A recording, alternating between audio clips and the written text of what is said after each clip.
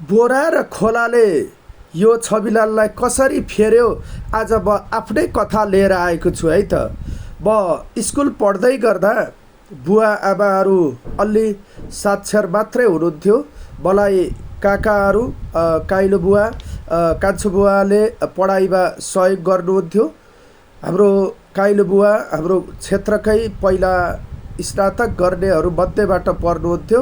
उहाँले मेरो पढाइ त हेर्नुहुन्थ्यो, तर सधैँ स्कुल जाने बेलामा कहिलेकाहीँ अब भर्खरै चञ्चले भएर 6-7 कक्षातिर पढ्दै गर्दा त्यही त हो, कहिले पढिने कहिले नपढिने, कहिले साथीभाइसँग हिँडिने, त्यस्तै हुँदा अन्य गतिविधिहरू पनि भयो।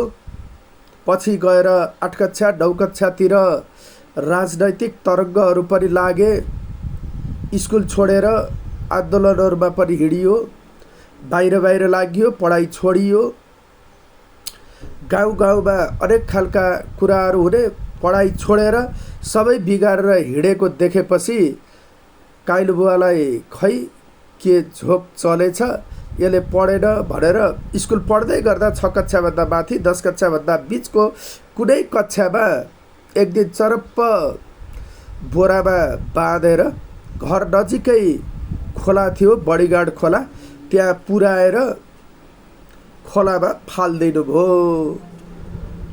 तर त्यहाँनिर परेको असर के थियो भने आमालाई साँच्चै लागेछ कतै मेरो एउटा भएको छोरो त्यो पनि अब देउरले खोलामा लगेर बगाएपछि त भ्याइयो भन्ने लागेर बर्बादै भयो।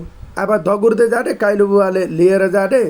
अनि गर्नु भएको के रहेछ भने मलाई तर्साउन नि हुने, अरू गर्न नि हुने, तर बोरामा अलिकति प्वाला हालेर डोरीले अलि पर लगेर ढुङ्गामा अड्काएर खोलामा झ्वाम्म पानीमा पारेपछि त्यो सर्कलभन्दा पर पनि नजाओस् तर अरू पनि होस् भन्ने हिसाबले फाल्नु भएको रहेछ। तर खोलामा गइयो।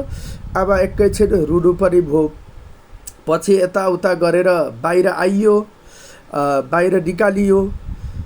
त्यो घटनाले मलाई त्यो आमाको माया अनि अङ्कलहरूले मेरो पढाइप्रति देखाएको लगाव, कतै बिग्रिन्छ कि भन्ने डर, त्यसले गर्दा म पछि अझ बढी पढ्दै नपढ्ने त होइन तर पढाइमा अझ बढी लागे, जसले गर्दा अहिले आएर कमसेकम अरू केही गर्न नसके पनि शिक्षक बनेर विद्यार्थीहरूको सेवामा विद्यालयमा पेसा गरिरहेको छ।